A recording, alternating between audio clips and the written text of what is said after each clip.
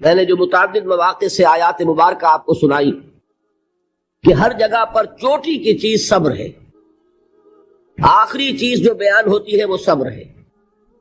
سورۃ العصر میں آخری بات وَتَوَاصَوْا بِالصَّبْرِ یا ایھا الذین آمنوا استعینوا بالصبر والصلاۃ، اے ایمان والو مدد حاصل کرو صبر سے اور نماز سے۔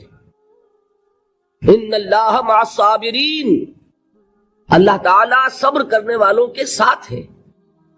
اور پھر آگے چل کر وَبَشِّرِ الصَّابِرِينَ الَّذِينَ إِذَا أَصَابَتْهُمْ مُصِيبَةٌ قَالُوا إِنَّا لِلَّهِ وَإِنَّا إِلَيْهِ رَاجِعُونَ، اے نبی بشارت دیجئے، خوشخبری دیجئے ان صبر کرنے والوں کو کہ جن پر جب بھی کوئی تکلیف یا مصیبت نازل ہوتی ہے تو کہتے ہیں کہ ہم اللہ ہی کے ہیں اور اللہ ہی کی طرف ہمیں لوٹ جانا ہے۔ صبر کا مفہوم ہے اپنے آپ کو تھامنا، روکنا، برداشت کرنا، تحمل کرنا، اور جو بھی اپنا ایک طے شدہ مقصد ہے کسی بھی مخالفت سے بددل ہوئے بغیر، کسی بھی تکلیف یا مصیبت سے ہراساں ہوئے بغیر اس کی طرف پیش قدمی کیے چلے جانا۔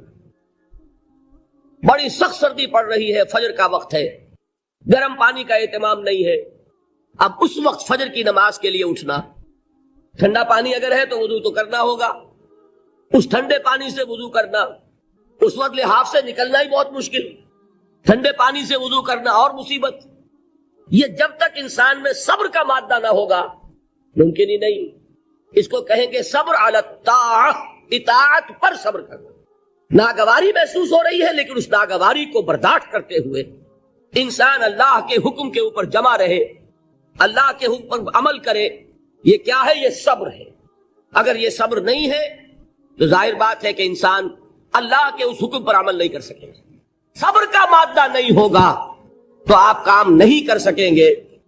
اور اسی کا ایک دوسرا رخ ہے، جب آپ دعوت حق کے لیے کھڑے ہوں گے پہلا قدم کیا آتا ہے؟ استہزاء، تمسخر، مذاق اڑانا، جس کی میں مثال اب دینا چاہتا ہوں محمد الرسول اللہ صلی اللہ علیہ وسلم کی شخصیت سے۔ دیکھیے ہم کیا اور ہماری بساط کیا، ہم کیا مبلغ ہوں گے، کیا داعی ہوں گے، ہمارے اپنے دامن پر داغ ہوتے ہیں، لیکن یہ کہ محمد الرسول اللہ کے دامن پر کوئی داغ تھا؟ ان کو تو سارے مکے والے الصادق الامین کہتے تھے، نہایت محبوب شخصیت تھے، ان کے لیے تو جا صادق جا الامین یہ الفاظ سننے میں آتے تھے، آنکھوں کا تارا۔ لیکن جب آپ نے دعوت اب شروع کی، اب قرآن مجید میں دیکھیے کسی نے کہا مجنون ہو گئے، دماغ خراب ہو گیا، پاگل ہو گئے، اجی شاعر ہے، کچھ شعر جوڑ لیتے ہیں ہم پر دھوک جماتے ہیں۔ کسی نے کہا ساحر ہے، کچھ جادو سیکھ لیا ہے، یہاں تک کہ ایسے بدبخت بھی پیدا ہوئے، قرآن میں ہے ساحر کذاب، سحر کرنے والا جادوگر نہایت جھوٹا۔ یہ الفاظ کہے جا رہے ہیں کس کی شان میں؟ محمد الرسول اللہ صلی اللہ علیہ وسلم۔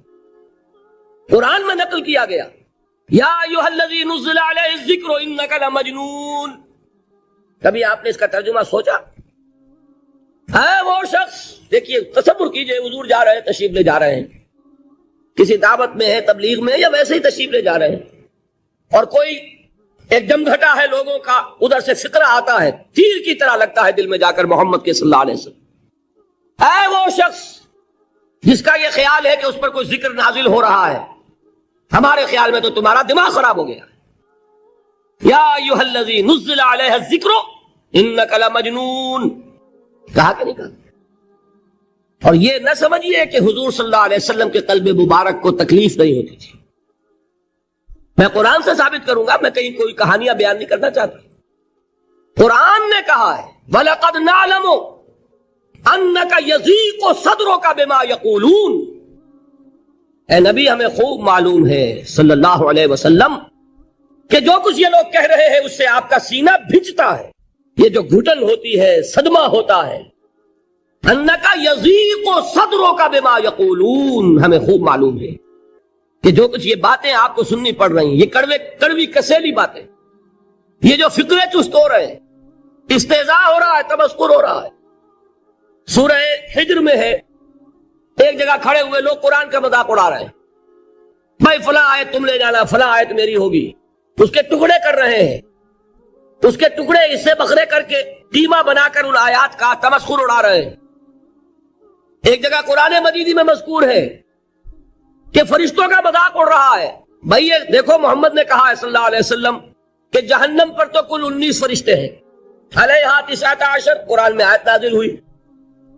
ایک پہلوان کہتا بھائی 10 کو تو میں سنبھال لوں گا، باقی 9 کا تم انتظار کر لو۔